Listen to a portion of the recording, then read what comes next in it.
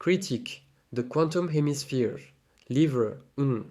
The Rise of ARCO by Julien Moreau, Paris.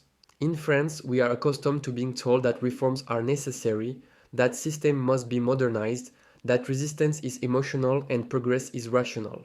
We are also accustomed to discovering some years later that what was sold as technical adjustment was in fact political transformation by stealth. The Rise of ARCO understands this process with uncomfortable clarity. Dave Roberts does not imagine a future ruled by tyrants.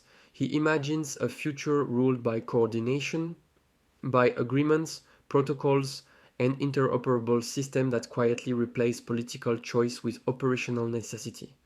Power does not declare itself, it embeds itself. At the center of the novel is ARCO, the Alliance for Regional Collective Obligation, a structure that promises stability and cooperation across borders.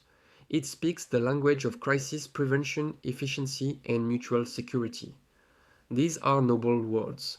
They are also the words most often used when citizens are asked to accept decisions they were never invited to debate.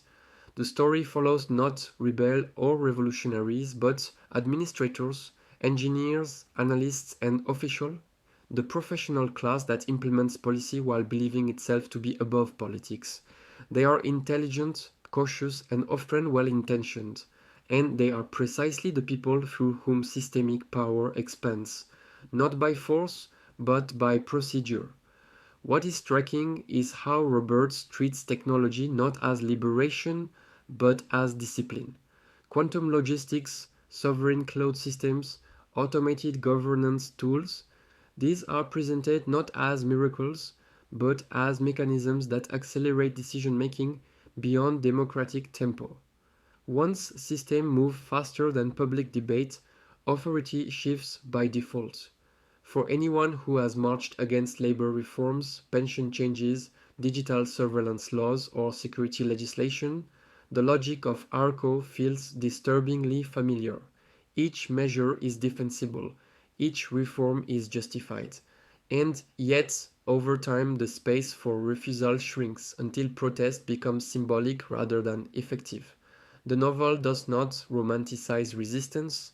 There are no grand uprisings, no cathartic moments of collective reversal.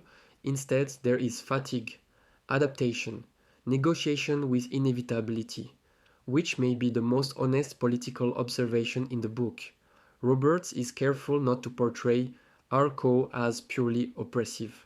It prevents conflict, it keeps economies functioning, it reduces instability. Many people benefit from its existence.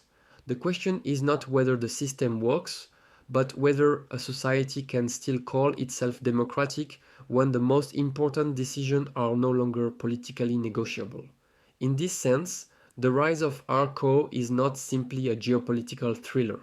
It is a meditation on the erosion of civic agency in highly managed societies, on what happens when governance becomes something that happens to people rather than with them. For readers raised on the language of protest, solidarity, and social struggle, the novel lands less as science fiction and more as warning. Not about authoritarian rulers, but about administrative consensus that no one can meaningfully challenge. It is not the future of repression that Roberts describes, it is the future of polite obedience. 4.5 out of 5. An intelligent, unsettling novel about how control expands through systems, not soldiers, and why resistance becomes harder the more reasonable power appears.